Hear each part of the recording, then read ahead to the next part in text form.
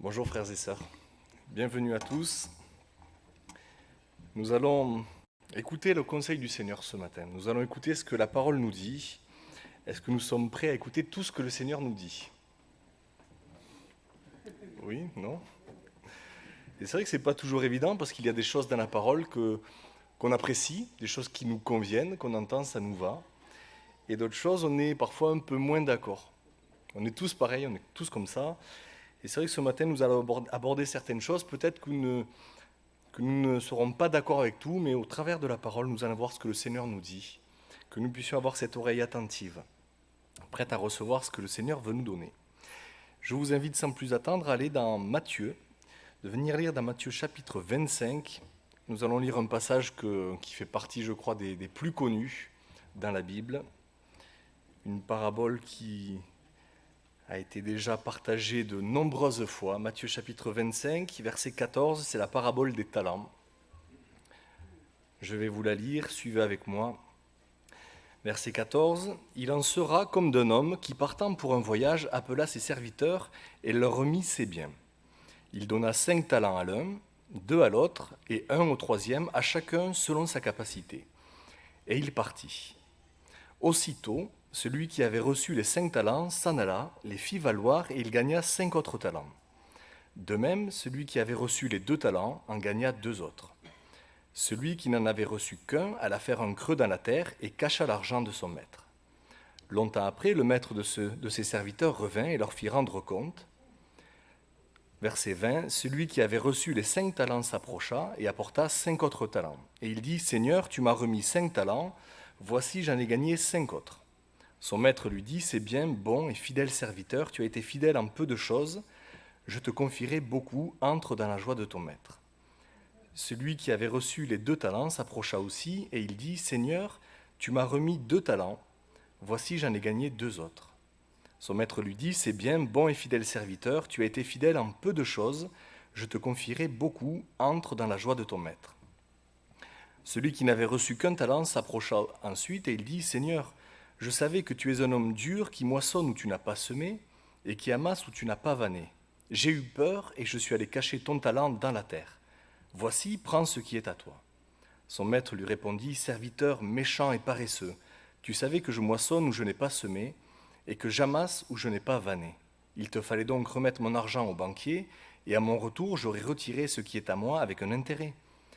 Ôtez-lui donc le talent, et donnez-le à celui qui a les 10 talents, car on donnera à celui qui a, et il sera dans l'abondance, mais à celui qui n'a pas, on ôtera même ce qu'il a.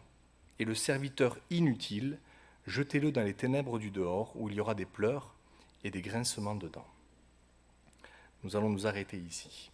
Ce texte, tout le monde normalement le connaît, vous l'avez certainement déjà entendu, on a médité de nombreuses fois dessus.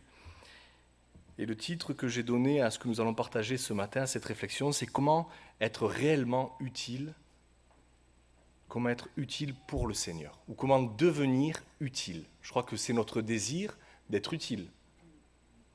On a envie d'être utile, c'est-à-dire qu'on veut être utile pour le Seigneur. On ne veut pas rester là sans rien faire ou ne pas servir au Seigneur. L'utilité, qu'est-ce que c'est? C'est-à-dire c'est quelque chose dont on a besoin. Si je donne un râteau à un boulanger, est-ce que c'est utile? Pourtant, un râteau, c'est utile. D'accord. Mais il y a des choses, pour être utile, il faut correspondre à l'attente de la personne qui va se servir de nous. Si je veux être utile au Seigneur, je dois correspondre à son attente. Et c'est ce que nous allons voir ce matin. Et particulièrement en regardant l'exemple à ne pas suivre. Vous savez, pour apprendre une chose, on peut regarder ce qu'il faut faire ou l'exemple à ne pas suivre. Et il y a un exemple ici d'une personne qui a fait ce qu'il ne fallait pas faire, qui n'a pas eu la bonne attitude vis-à-vis de ce qui lui était confié. Et c'est une parabole qui est quand même très, très importante parce qu'il y a plusieurs paraboles. Mais celle-là parle de la fin des temps. C'est comme une prophétie, il a dit, il en sera de même. C'est-à-dire qu'à la fin des temps, les gens qui veulent servir Dieu se retrouveront forcément dans un de ces 3 cas, c'est-à-dire les 2 premiers serviteurs qui ont été fidèles, ou dans le dernier, c'est un fait. C'est-à-dire qu'il n'y a pas de juste milieu, on ne peut pas se retrouver dans un autre cas. Soit on aurait été un fidèle serviteur, soit on aurait été méchant et paresseux. C'est comme ça, c'est la parole qui nous l'enseigne. Et c'est important de bien le comprendre Parce que parfois on peut se dire, oui, mais on essaie de trouver des compromis, on essaie de se dire, mais peut-être que ce ne sera pas comme ça, il en sera de même. C'est-à-dire que soit nous aurons été fidèles, soit nous ne l'aurons pas été.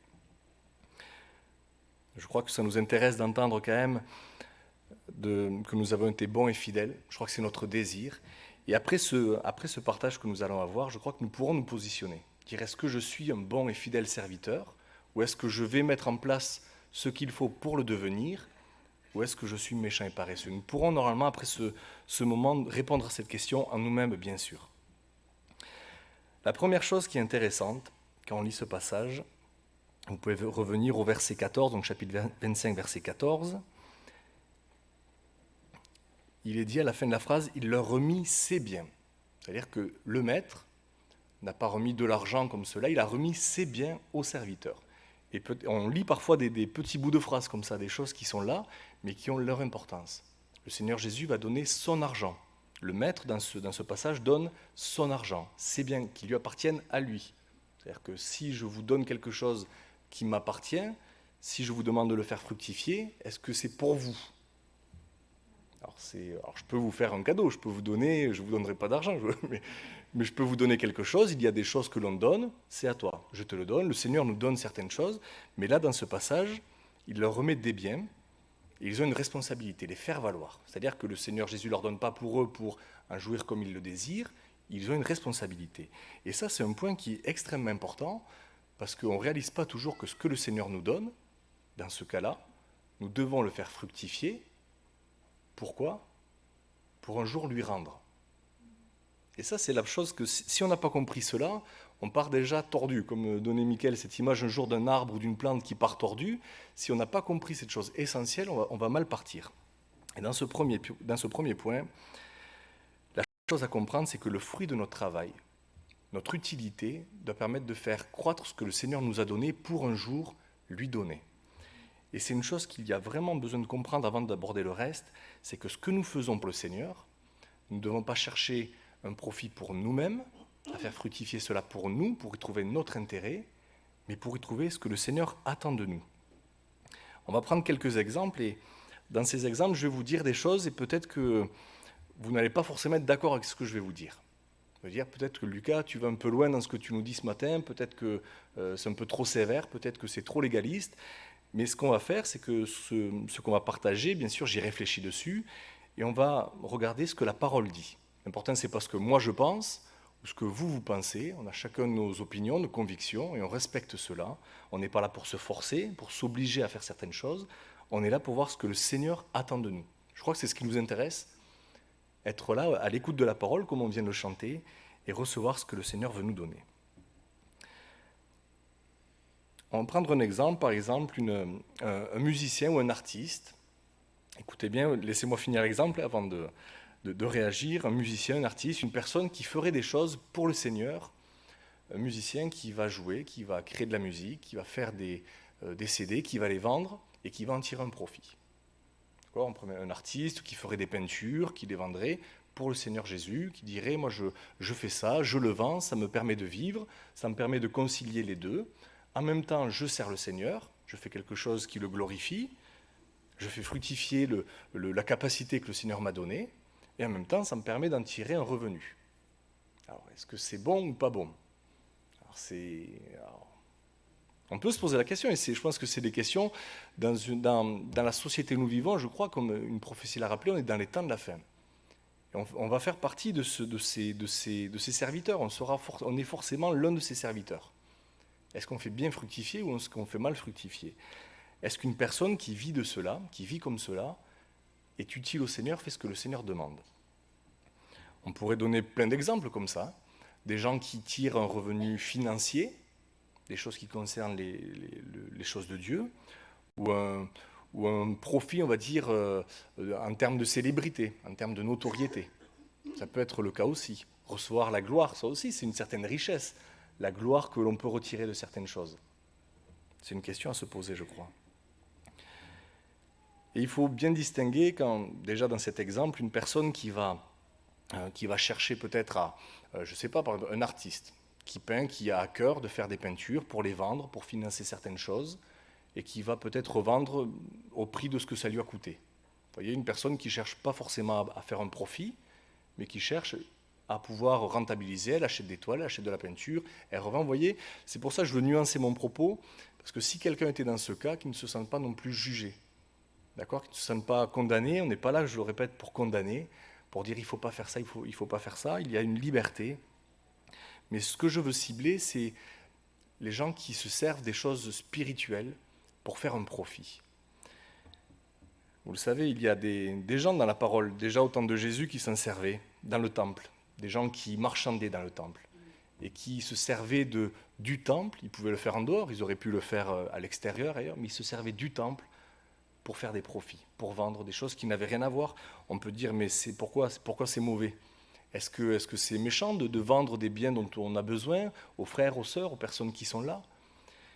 Et il y a un réel danger à mélanger les deux. C'est-à-dire que quand on commence à mélanger les choses terrestres, c'est-à-dire est-ce qu'on a besoin d'un travail?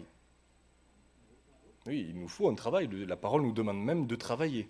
Elle nous dit qu'il ne faut pas rester oisif sans rien faire, mais que celui qui veut manger travaille aussi.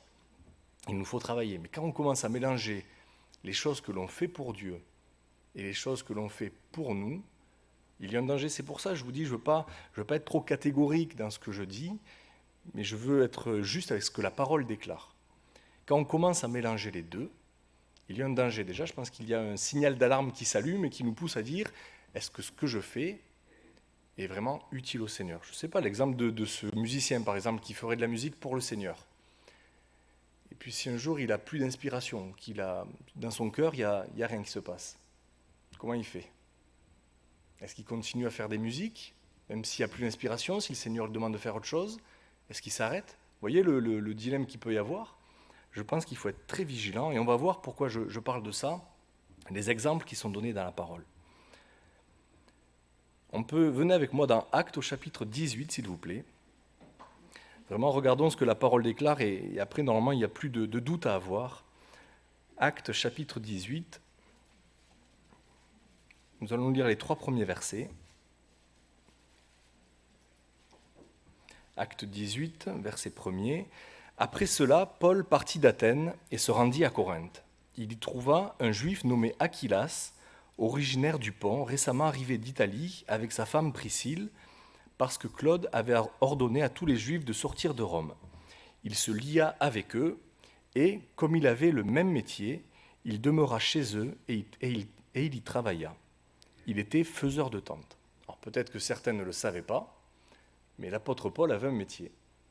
C'est vrai que c'est pas, on sait pas, on n'a pas on connaît pas vraiment la vie de ses serviteurs, leur vie familiale, tout ce qui les entourait. On a ce que la parole nous a laissé, mais on ne connaît pas. Et là, c'est indiqué. Il est dit qu'il était faiseur de tentes. L'apôtre Paul travaillait. Venez avec moi dans 2 Thessaloniciens au chapitre 3. Vous allez voir ce que la parole nous déclare. Donc c'est l'apôtre Paul, 2 Thessaloniciens, chapitre 3, les versets 7 et 9. L'apôtre Paul dira « Vous savez vous-même comment il faut nous imiter, car nous n'avons pas vécu parmi vous dans le désordre, nous n'avons mangé gratuitement le pain de personne, mais dans le travail et dans la peine, nous avons été nuit et jour à l'œuvre pour n'être à charge à aucun de vous. Ce n'est pas que nous en eussions le droit, mais nous avons voulu vous donner en nous-mêmes un modèle à imiter. » Quel modèle? Est-ce qu'il avait beaucoup de choses à faire pour le Seigneur, l'apôtre Paul? Quand on voit ses voyages, tout ce qu'il a entrepris, le temps que ça lui prenait, on peut dire que c'était quelqu'un qui était accaparé par les choses de Dieu. Il aurait pu justifier de ne pas avoir à travailler pour s'occuper des choses de Dieu. Mais qu'est-ce qu'il a fait dans ce texte? Il a voulu nous laisser un exemple. Il a voulu nous montrer ce qu'on devait imiter. Est-ce qu'il avait droit de recevoir un salaire pour Dieu, l'apôtre Paul? Oui? Non? Oui? Bien sûr, il avait le droit. Je vous le lis dans Galates au chapitre 6, verset 6, il est dit que celui à qui l'on enseigne la parole fasse part de tous ses biens à celui qui l'enseigne. L'apôtre Paul enseignait la parole. Donc, il avait le droit, même vis-à-vis de Dieu, il était légitime pour recevoir des biens, c'est-à-dire que s'il l'avait fait, il n'aurait pas fait quelque chose de mauvais. C'était ce que le Seigneur avait donné, il aurait pu le prendre, il avait le droit. Mais pour nous, pour nous qui, 2000 ans après, allions lire ces paroles, il a voulu être un exemple à imiter. Donc déjà, on voit ce premier exemple qui nous montre l'attitude que nous devons avoir dans le service pour Dieu. Bien sûr qu'il y a des choses, c'est pour ça ce que je veux dire, je veux vraiment que ce soit bien compris pour pas que quelqu'un se sente avec un reproche sur lui, mais au contraire que cela puisse nous servir, dire peut-être que jusqu'à maintenant j'ai fait comme ça, j'ai agi de cette façon, mais peut-être que ce n'était pas la bonne façon. On n'est pas là pour se culpabiliser, se tirer vers le bas, au contraire, on est là pour s'exhorter. Et toujours dans Galates, si vous voulez le lire, je vous le lis sinon, dans Galates chapitre 6, les versets 7 et 8 qui suivent, ils disent « Ne vous y trompez pas, on ne se moque pas de Dieu, ce qu'un homme aura semé, il le moissonnera aussi. Celui qui sème pour sa chair moissonnera de la chair la corruption, mais celui qui sème pour l'esprit moissonnera de l'esprit la vie éternelle. » Ce que nous semons, ce que nous faisons pour le Seigneur, ce que nous plantons. L'apôtre Paul a choisi de ne pas s'occuper des choses de cette terre en les mêlant aux choses spirituelles. Il a bien dissocié les deux, c'est-à-dire qu'il a travaillé, il faisait des tentes pour subvenir à ses besoins, pour n'être à la charge de personne, et que ce qu'il faisait pour le Seigneur, ce soit que pour le Seigneur. Vous voyez cet exemple, il y en a d'autres exemples aussi. Si on remonte un peu plus dans le temps, 1 Chronique au chapitre 21, je vous lis le passage 1 Chronique chapitre 21, les versets 22 à 25 pour ceux qui prennent des notes. C'est David, le roi David. David dit à Ornan, « Cède-moi l'emplacement de l'aire pour que j'y bâtisse un autel à l'Éternel. Cède-le-moi contre sa valeur en argent, afin que la plaie se retire de dessus le peuple. » Ornan répondit à David, « Prends-le, et que mon seigneur le roi fasse ce qui lui semblera bon. Vois, je donne les bœufs pour l'holocauste, les chars pour le bois, et le froment pour l'offrande. Je donne tout cela. » Et le verset qui nous intéresse, verset 24, « Mais le roi David dit à Ornan, « Non, je veux l'acheter contre sa valeur en argent, car je ne présenterai point à l'Éternel ce qui est à toi, et je n'offrirai point un holocauste qui ne me coûte rien. » Et David donna à Ornan 600 cycles d'or pour l'emplacement. On voit l'attitude des vrais serviteurs, de ces exemples qui sont là, qui n'ont pas voulu se servir des choses de Dieu pour en tirer un profit à eux. Est-ce qu'il aurait pu dire « C'est super, merci Seigneur, tu me donnes tout ce qu'il faut pour que je puisse t'offrir l'offrande ?» Est-ce que nous, on ne réagit pas comme ça des fois? On se dit « Merci Seigneur, c'est bien, ta grâce est là. » Mais on voit que l'attitude, le cœur du véritable serviteur, celui qui est bon et fidèle, ça ne l'intéresse pas de gagner des choses pour lui avec les choses de Dieu. Ce qu'il veut, c'est honorer son maître. Ce qu'il veut, c'est tout ce qu'il fait, c'est pour faire fructifier l'argent de son maître. L'attitude, le Seigneur Jésus, le frère Wayari de Catéco parlait de l'attitude du Seigneur Jésus quand il présentait la Sainte Seine. Lui aussi, le Seigneur Jésus, l'exemple parfait, bien sûr, il n'a pas cherché à tirer un profit de ce qu'il était Dieu. Au contraire, il s'est humilié. Il s'est humilié. L'exemple parfait, bien sûr. Mais on voit ces autres exemples qui sont là et qui nous montrent le cœur du véritable serviteur, de celui qui veut être utile au Seigneur. Il ne mêle pas les choses de Dieu et les choses de cette terre. Au contraire, elles sont bien distinctes. Tout ça pour dire que quand nous servons le Seigneur, ça nous coûte. Et de croire que de servir le Seigneur, ça va nous rapporter pour nous, c'est déjà partir en biais. On ne part pas droit. On n'a pas compris l'essence même du service pour le Seigneur. Si on croit qu'en servant le Seigneur, parce que je sers le Seigneur, il va me bénir, je vais recevoir cela, je vais avoir ça, en fait, on n'a rien compris. On n'a pas compris ce qui était vraiment le cœur du serviteur et l'attitude que nous devions avoir. Servir le Seigneur, ça coûte. Alors peut-être qu'on ne vous l'a jamais dit, peut-être qu'on ne l'a pas tout à fait réalisé, mais c'est important quand on s'engage avec le Seigneur, quand on décide de le suivre, de réaliser que ce n'est pas un évangile de prospérité que nous suivons. C'est un évangile où nous avons un maître qui attend des choses de nous, et nous avons à lui obéir convenablement. Et si déjà on ne réalise pas ça, que servir le Seigneur, le suivre, ça nous coûte, c'est un investissement. Ça veut dire que ça ne va pas forcément nous rapporter à nous. Est-ce qu'il y a des gens qui peuvent recevoir du Seigneur? Est-ce qu'après c'est mauvais si, grâce aux choses spirituelles, on est béni? Je pensais à Salomon qui voulait servir le Seigneur, qui voulait diriger le peuple convenablement. Quand le Seigneur lui a offert de ce qu'il voulait, il lui a dit « Demande et je te donnerai », il a demandé la sagesse, l'intelligence. Et le Seigneur, qu'est-ce qu'il a fait derrière? Il lui a dit « Puisque tu n'as pas voulu les richesses, je te les donnerai quand même ». Il lui a donné la sagesse, l'intelligence et autre chose. Ça ne veut pas dire que si on sert le Seigneur, il ne peut pas y avoir une prospérité derrière. Vous comprenez, il faut bien nuancer, il ne faut pas être, je pense, catégorique et s'enfermer dans des sortes de cases, il faut regarder ce que la parole déclare. Je pense que c'est une histoire de cœur, ce qu'il y a dans notre cœur. Qu'est-ce que je recherche?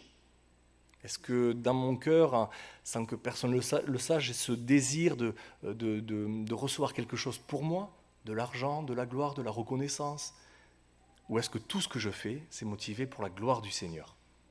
Je crois que c'est le premier point, j'insiste un peu dessus. Les autres seront plus courts, mais je crois que c'est une base.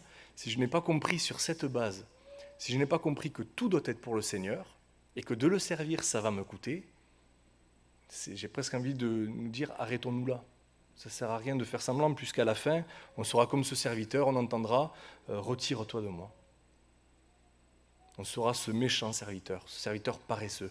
Il faut comprendre que si nous voulons être ce bon serviteur, ce fidèle serviteur, il y a cette première pensée à avoir, réaliser que servir le Seigneur, ça va nous coûter.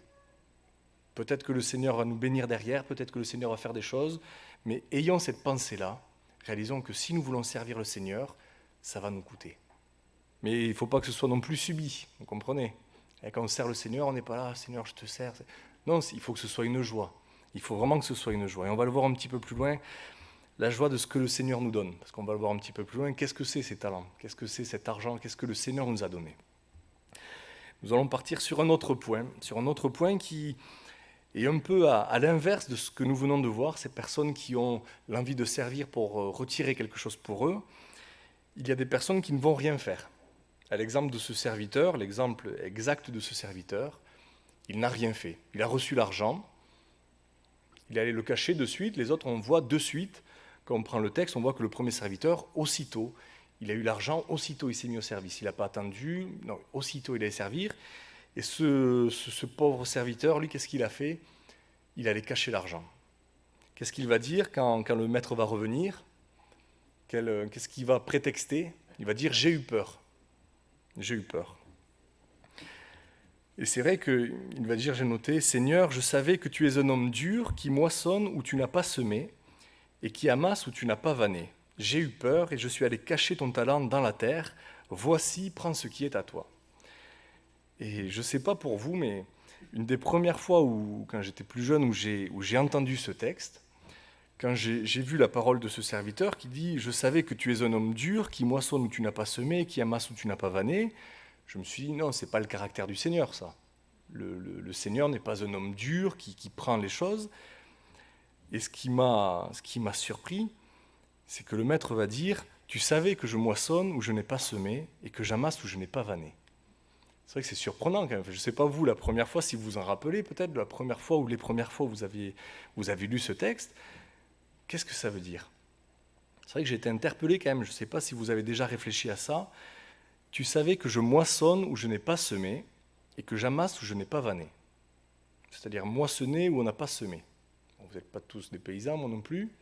Qu'est-ce que ça veut dire? Ça veut dire qu'on récolte là où on n'a pas semé. D'accord? Est-ce que c'est l'attitude du Seigneur de prendre ce qui ne lui appartient pas, ou de forcer les choses? Parce que c'est un peu ça qu'on comprend dans cette phrase. Et j'ai réfléchi, puisque le Seigneur dit, oui, je suis comme ça. Alors c'est quelque chose qui est important de comprendre aussi. Et en réfléchissant sur cette phrase, j'ai compris, oui, que ce que le Seigneur dit, c'est que tout lui appartient. C'est-à-dire que le Seigneur, on le sait, tout est à lui. Et ce serviteur le savait aussi. Il savait que tout appartenait à ce maître. Alors, c'est là qu'on va aborder quelque chose qui est intéressant, sachant que tout appartient au Seigneur, que tout est à lui, que la richesse est à lui.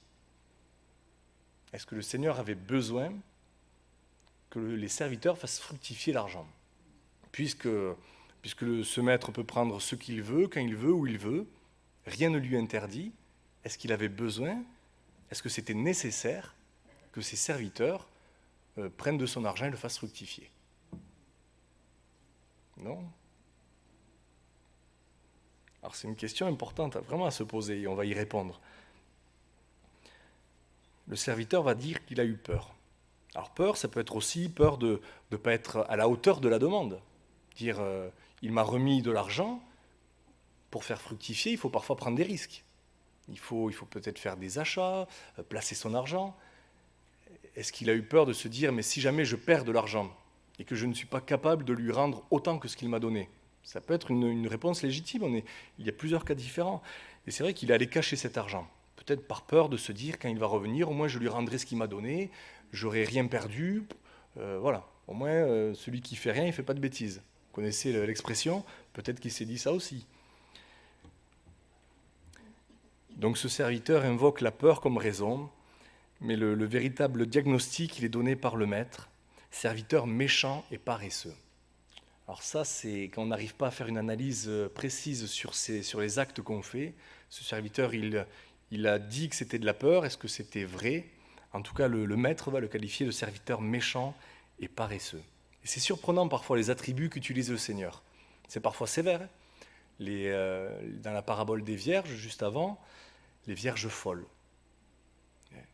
Les attributs qui sont utilisés par le Seigneur pour qualifier l'attitude de certains.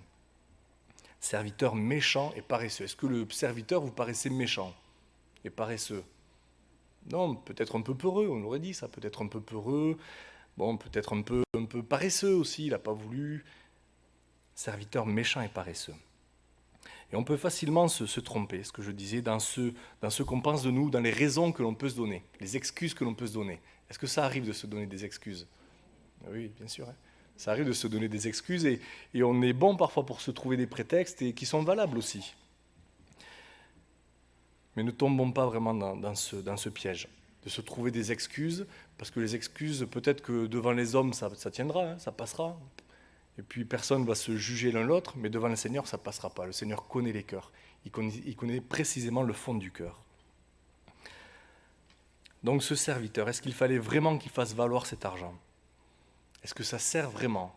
Le Seigneur, il peut tout faire, il peut tout accomplir. Est-ce que le Seigneur peut toucher un cœur à ce moment même? Est-ce qu'il a besoin de nous pour évangéliser, pour partager la parole? On a vu des personnes, des fois dans des pays, qui ont eu un rêve, qui ont eu un songe, qui ont eu une pensée, qui ont été touchées. Mais si le Seigneur nous demande ça dans la parole, c'est que c'est utile, c'est qu'il le veut comme ça en tout cas.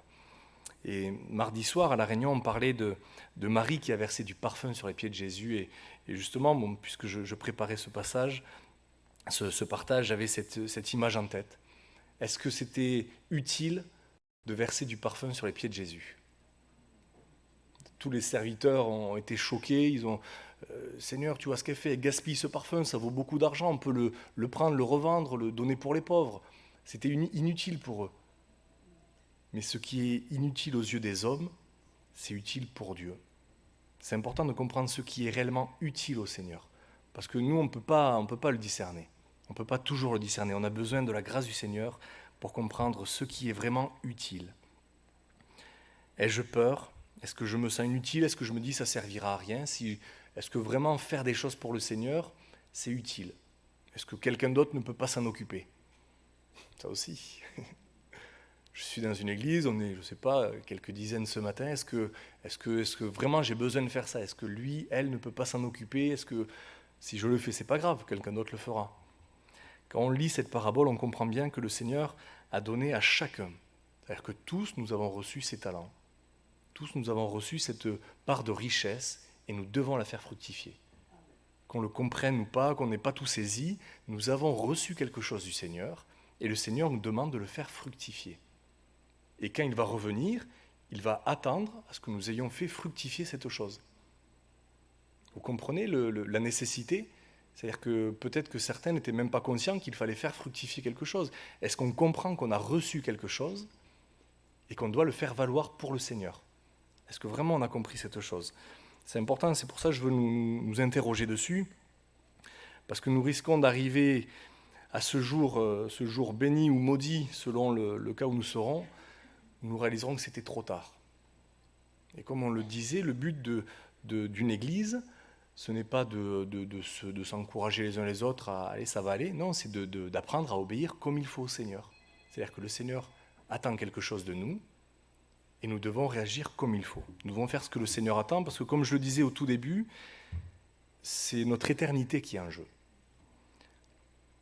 Alors, la question à se poser maintenant, qu'est-ce que Dieu nous a donné? Parce que c'est important de comprendre. Je rappelle, c'est une parabole qui parle de la fin des temps. Il en sera ainsi. Et tout, en fait, si on prend chaque mot, chaque chose qui sont dites, le Seigneur n'a pas donné des exemples comme ça. Il n'a pas enrobé avec une idée principale. Non, tout ce que le Seigneur a dit est important à comprendre.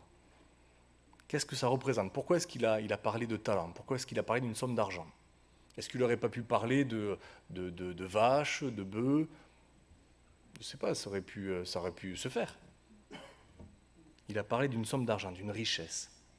C'est vrai que je me suis aussi posé cette question, quelle est cette richesse que le Seigneur nous a donnée? Et vous pouvez venir lire avec moi, où je vous le lis, dans 2 Timothée, chapitre 1, les versets 6 et 7. Donc 2 Timothée, chapitre 1, versets 6 et 7. « C'est pourquoi je t'exhorte à ranimer le don de Dieu que tu as reçu par l'imposition de mes mains, car ce n'est pas un esprit de timidité que Dieu nous a donné, mais un esprit de force, d'amour et de sagesse. » Ce n'est pas un esprit de timidité que Dieu nous a donné, mais un esprit de force, d'amour et de sagesse.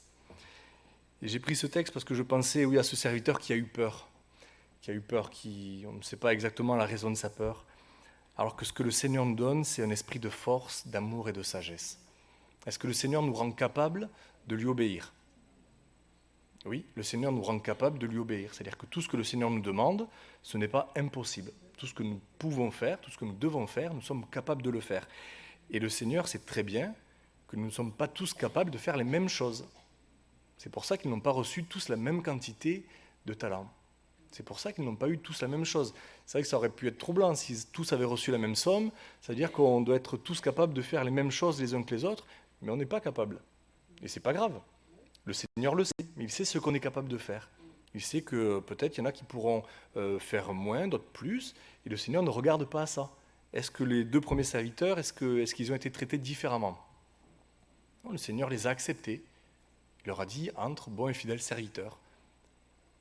Il les a acceptés, il n'y a pas eu de distinction. Ce n'est pas en fonction de la quantité ou est-ce que je fais mieux que l'autre ou pas, c'est chacun pour soi dans ce cas-là. Bien sûr qu'il y a une action collective de l'Église, mais là, dans ce cas-là, dans ce que le Seigneur nous a donné à nous, il y a cette attitude individuelle à avoir. Il ne faut pas se comparer aux autres, ça ne sert à rien de dire « lui, il fait ça, oh, c'est impressionnant ». Non, le Seigneur n'a pas demandé d'en faire beaucoup, il a demandé de faire valoir ce qu'il nous avait donné.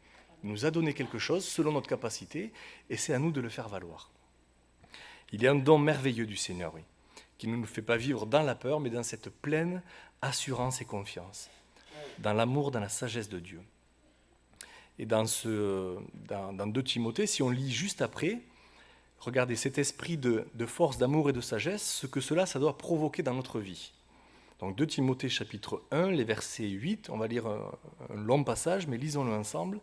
Les versets 8 à 18, il est dit « N'aie donc point honte du témoignage à rendre à notre Seigneur, ni de moi son prisonnier, mais souffre avec moi pour l'Évangile, par la puissance de Dieu qui nous a sauvés et nous a adressé une sainte vocation, non à cause de nos œuvres, mais selon son propre dessein, et selon la grâce qui nous a été donnée en Jésus-Christ avant les temps éternels, et qui nous a été manifestée maintenant par l'apparition de notre Sauveur Jésus-Christ, qui a détruit la mort et a mis en évidence la vie et l'immortalité par l'Évangile.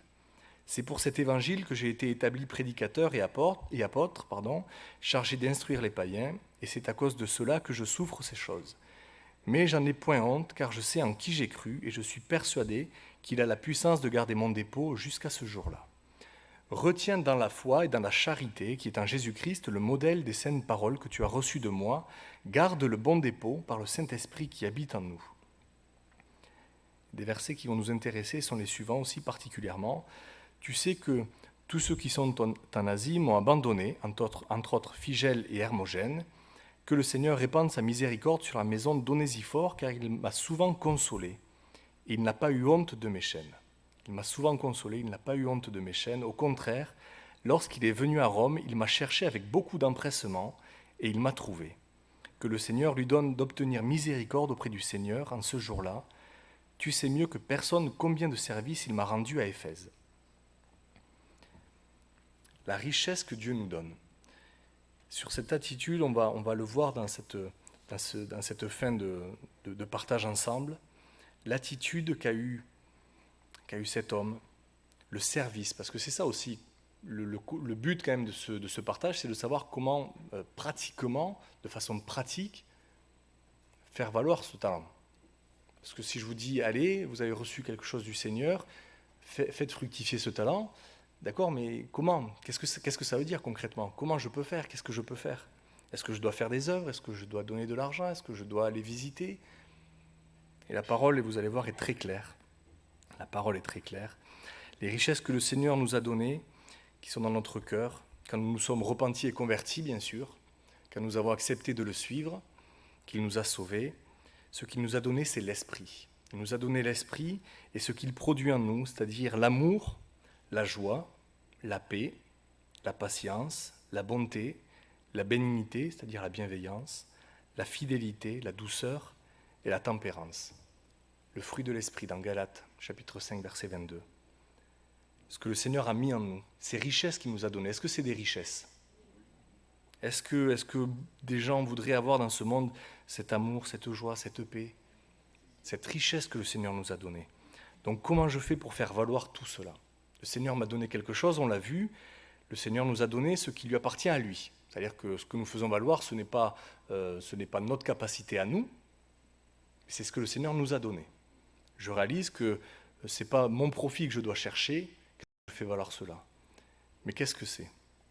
Et on va revenir, s'il vous plaît, dans Matthieu chapitre 25, où nous étions, le premier texte que nous avons pris, Matthieu chapitre 25, et nous allons reprendre la lecture à partir du verset 31. Pareil, nous allons faire une lecture un peu conséquente, mais qui nous montre cette application. Comment faire valoir ce talent? Matthieu chapitre 25, verset 31, c'est à la suite, juste à la suite de cette parabole sur les 3 serviteurs et le maître. C'est vraiment dans la continuité. Lorsque le Fils de l'homme viendra dans sa gloire avec tous les anges, il s'assiera sur le trône de sa gloire. Toutes les nations seront assemblées devant lui. Il séparera les uns d'avec les autres, comme le berger sépare les brebis d'avec les boucs. Et il mettra les brebis à sa droite et les boucs à sa gauche. Alors le roi dira à ceux qui sont à sa droite, « Venez, vous qui êtes bénis de mon Père, prenez possession du royaume qui vous a été préparé dès la fondation du monde. » Et lisez bien, on les connaît ces versets. On les connaît, mais lisez bien, c'est vraiment ce que nous devons faire. « Car j'ai eu faim, et vous m'avez donné à manger. J'ai eu soif, et vous m'avez donné à boire. J'étais étranger, et vous m'avez recueilli. J'étais nu, et vous m'avez vêtu.